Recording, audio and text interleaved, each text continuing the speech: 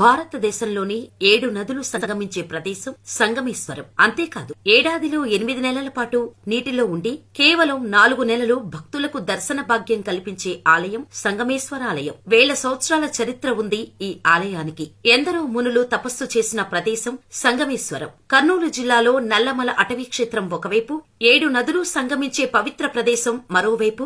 అదే సంగమేశ్వర క్షేత్రం. భారతదేశంలోనే కాదు ప్రపంచంలోనే 7 నదులు ఒకచోట కలిసే ప్రదేశం ఎక్కడా లేదు. కర్నూలు జిల్లా కొత్తపల్లి మండలం సంగమేశ్వరం వద్ద తుంగ, భద్ర, కృష్ణ, వేణి, భీమా, మలాపహరణి, భవనాసి నదులు సంగమించే ప్రదేశమే సంగమేశ్వరం. ఈ నదుల్లో భవనాసి నది మాత్రమే పురుష నది. మిగిలినవన్నీ స్త్రీ నదులు. భవనాసి తూర్పు నుంచి పశ్చిమానికి ప్రవహిస్తే మిగిలిన నదులన్నీ పశ్చిమ నుంచి తూర్పుకు ప్రవహిస్తాయి. ఈ నదులన్నీ కలిసి జ్యోతిర్లింగం, అష్టాదశ శక్తిపీఠం, శ్రీశైలం పుణ్యక్షేత్రాన్ని తాకుతూ ప్రవహించి చివరికి సముద్రంలో కలిసిపోతాయి. సంగమేశ్వరాలయానికి చేరుకోవాలంటే కర్నూలు నుంచి ఆత్మకూరు వెళ్లి అక్కడి నుంచి 40 కిలోమీటర్లు ప్రయాణించాలి. తెలంగాణ ప్రజలు మహబూబ్ నగర్ నుంచి సోమశిల వరకు బస్సులో ప్రయాణించి అక్కడి నుంచి బోటు ద్వారా సంగమేశ్వరం చేరుకుంటారు. సంగమేశ్వరాలయం ప్రాశస్త్యం ఎంత చెప్పినా తక్కువే. ఇటీవల కాలంలో గాయత్రీదేవి, గోమాత పాదముద్రలు బహుళ ప్రచారంలోకి వచ్చాయి. కృష్ణానదికి ఒకవైపు తెలంగాణ, మరోవైపు ఆంధ్రప్రదేశ్ ఉన్నాయి. తెలంగాణలో సోమేశ్వరం,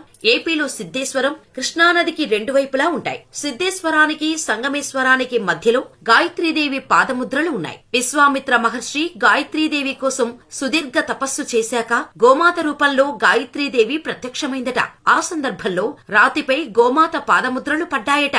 ఇప్పటికీ అక్కడ విశ్వామిత్ర తపస్సు చేసిన గుహ కూడా ఉంది. 7 నదులు సంగమించే ప్రదేశంలో ఉన్న ఆలయమే సంగమేశ్వరాలయం. ఈ ఆలయంలో ఉన్న శివలింగం విశిష్టమైనది, ప్రత్యేకమైనది కూడా. ఈ ఆలయంలో శివలింగం వేప శివలింగం. వేల ఏళ్ల క్రితం ధర్మరాజు ప్రతిష్ఠించిన వేప శివలింగం ఇది. పాండవులు అరణ్యవాసం చేస్తుండగా శ్రీకృష్ణుని సూచన మేరకు ధర్మరాజు శివలింగాన్ని ప్రతిష్ఠించారు. 7 నదులు సంగమించే సంగమేశ్వరాలయంలో శివుని పూజ చెయ్యమని శ్రీకృష్ణుడు చెప్పారట. శివలింగం తీసుకురమ్మని భీముణ్ణి కాశీకి పంపాడట ధర్మరాజు. ఎంతకీ భీముడు రాకపోవటంతో అమృత గడియలు దాటిపోతాయని అక్కడే ఉన్న వేప చెట్టును నరికి శివలింగంగా మార్చి ప్రతిష్ఠించి పూజలు చేశారట. కాశీ నుంచి శివలింగాన్ని తెచ్చిన భీముడు ఆగ్రహంతో ఊగిపోతూ తాను తెచ్చిన శివలింగాన్ని విసిరేశాడట.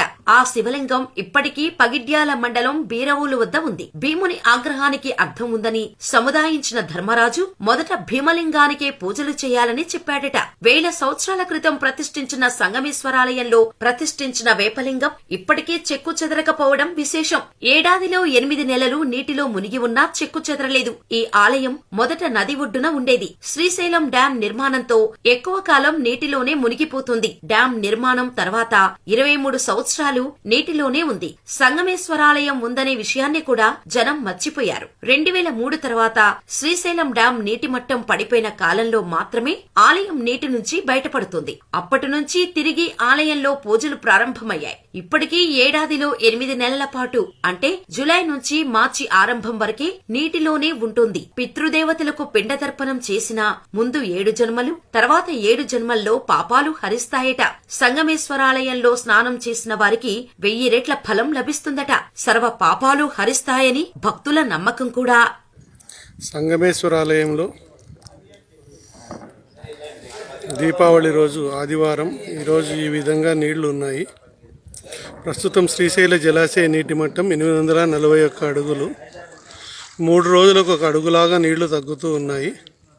20వ తేదీ కార్తీక మాసం మొదటి సోమవారానికి నీళ్లన్నీ వెళ్లి గర్భాలయంలో పూజలు చేయడం జరుగుతుంది.